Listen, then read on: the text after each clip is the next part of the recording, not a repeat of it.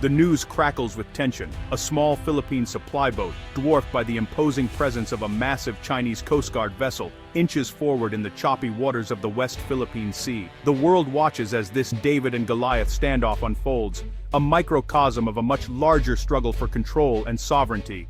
Suddenly, a deafening blast erupts from the Chinese ship's water cannon. The powerful jet smashes through the boat's windows, glass splintering everywhere, forcing the Filipino crew to duck and scramble for cover.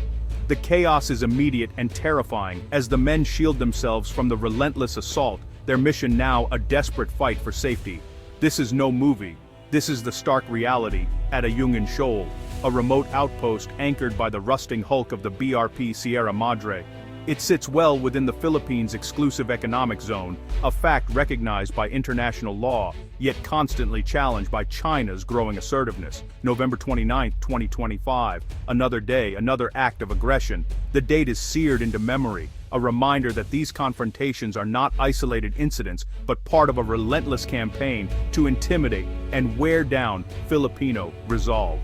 The Filipino crew's mission is simple, yet vital: deliver food, water, and essential supplies to the Marines stationed on the BRP Sierra Madre. These Marines are the country's first line of defense, holding the fort in contested waters, hundreds of miles from the nearest safe harbor. But every supply run has become a perilous gauntlet. Each water cannon blast is more than just a physical threat. It's a direct challenge to Philippine sovereignty, a message that these waters are contested and that every journey could be the last. Footage of the attack spreads like wildfire across social media, igniting outrage at home and condemnation from the international community. News anchors dissect every frame, while citizens and leaders alike demand accountability and action. The world sees a David versus Goliath struggle play out in real time, exposing the daily dangers and extraordinary courage of Filipinos defending their own waters. For many, it's a stark reminder of the risks faced by those on the front lines. Each attack is not just an assault on a single boat, but a brazen violation of international law. Laws that have repeatedly affirmed the Philippines' rights in these waters. Legal experts and diplomats point to tribunal rulings, underscoring the legitimacy of the Filipino claim. Yet despite the danger and damage, the battered crew refuses to turn back. Their determination and courage embody the spirit of a nation unwilling to yield, no matter the odds stacked against them. Their defiance becomes a rallying cry, echoing through the streets and halls of power. It accelerates calls for stronger alliances, more robust defense partnerships, and a renewed commitment to protecting Philippine sovereignty. This single, harrowing event crystallizes the stakes and the urgency for the Philippines. It's a vivid reminder that the fight for these waters is far from over, and that the world is watching what happens next. The water cannon attack is just one episode in a relentless campaign, a campaign that has escalated over the years, marked by increasing aggression and disregard for international law. Each incident at sea is a stark reminder of the ongoing struggle faced by those who call these waters home.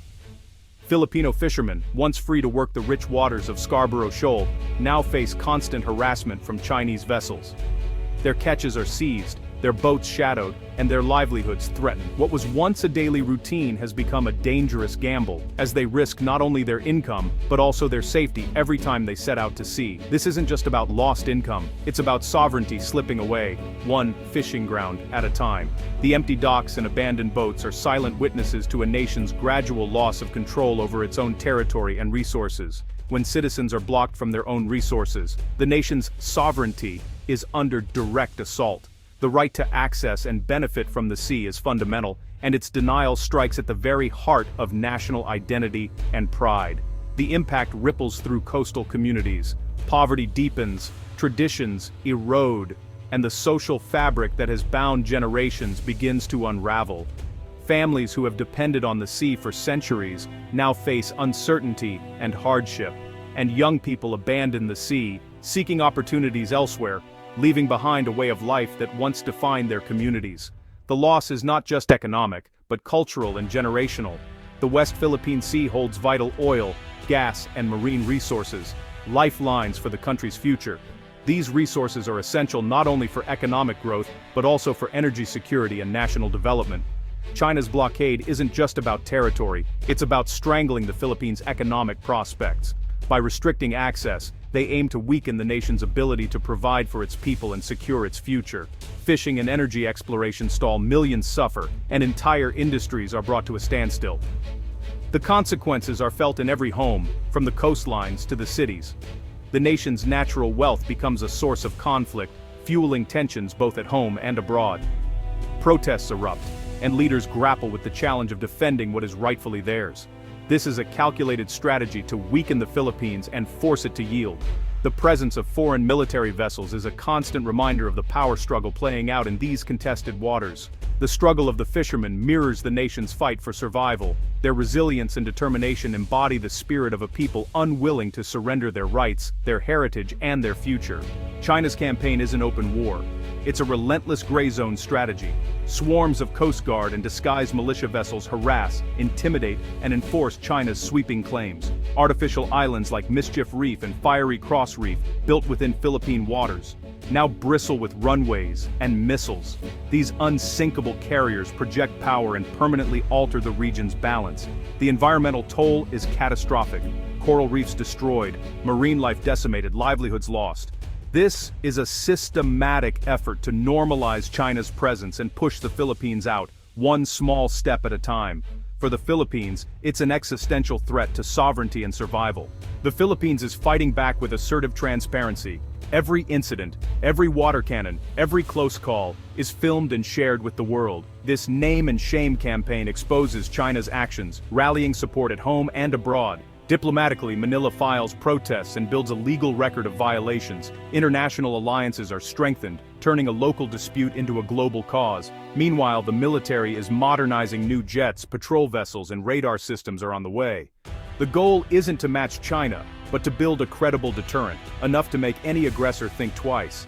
The Philippines is determined to defend its waters, with transparency and strength.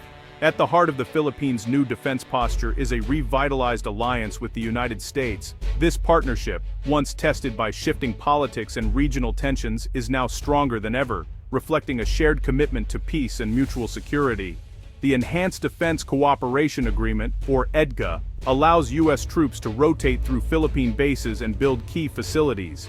This agreement not only brings American presence, but also fosters deeper cooperation and trust between the two militaries. New EDCA sites in Luzon and Palawan are game changers, boosting the country's defense without permanent foreign bases. These locations are strategically chosen, enhancing the Philippines' ability to respond to threats in the region, especially near contested waters. Through EDCA, the Philippines gains access to advanced U.S. technology, training, and logistics. Filipino troops now train with cutting-edge equipment, learning new tactics and strategies that elevate their capabilities to international standards. The U.S. is investing in runways, storage, and command centers, making the AFP more capable and responsive. These upgrades mean faster deployment, better coordination, and improved readiness for any scenario, from natural disasters to security threats.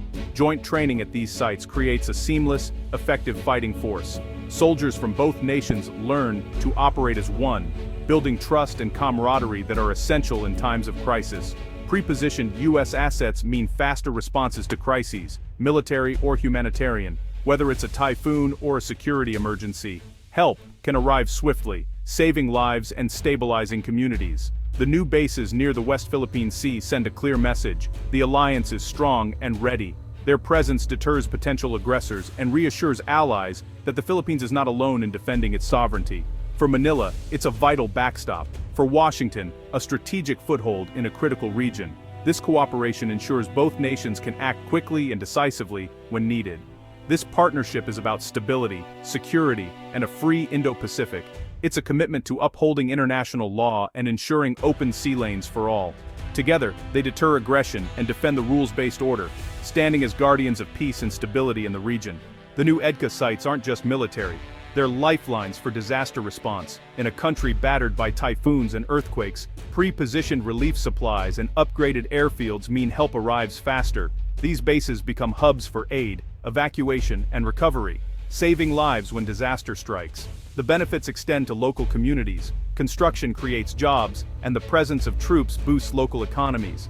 U.S.-funded projects, schools, clinics, water systems, improve daily life. The bases are integrated into the community, fostering goodwill and shared purpose. Security and development go hand in hand, turning old fears of foreign bases into engines of progress. By investing in people and infrastructure, the alliance strengthens both national defense and local resilience. These sites symbolize partnership, not occupation. They help build a stronger, more resilient Philippines from the ground up. The new bases come alive during joint military exercises like Balikatan. Thousands of Filipino, American, and allied troops train together, practicing everything from amphibious landings to maritime security. These drills are powerful deterrents, showing any adversary that the Philippines is not alone. The exercises sharpen the AFP's skills, exposing them to the latest tactics and technology. Knowledge transfer is immense, from command and control to battlefield medicine. As more partners join, Japan, Australia, even Europeans, the message is clear. The world stands with the Philippines. These alliances create a web of security, making aggression a costly gamble. Joint drills build confidence, capability, and unity. They are the backbone of a credible defense. While alliances are vital, the Philippines' ultimate goal is self-reliance.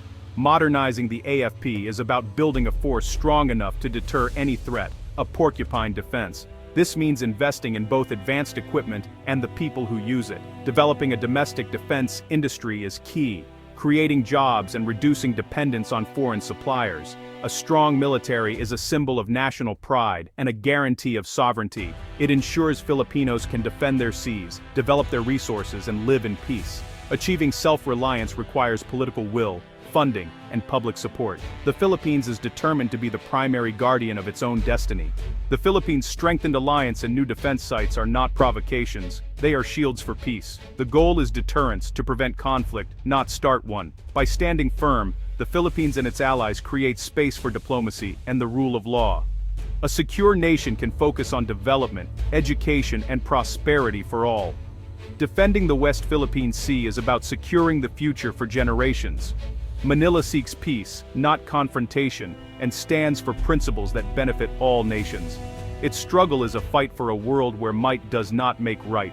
The Philippines inspires others facing similar threats, showing that courage and partnership matter. The vision: a region of cooperation, not conflict, where the sea is a shared resource. With resilience and unity, the Filipino people are ready to defend their waters and build a future of peace and prosperity.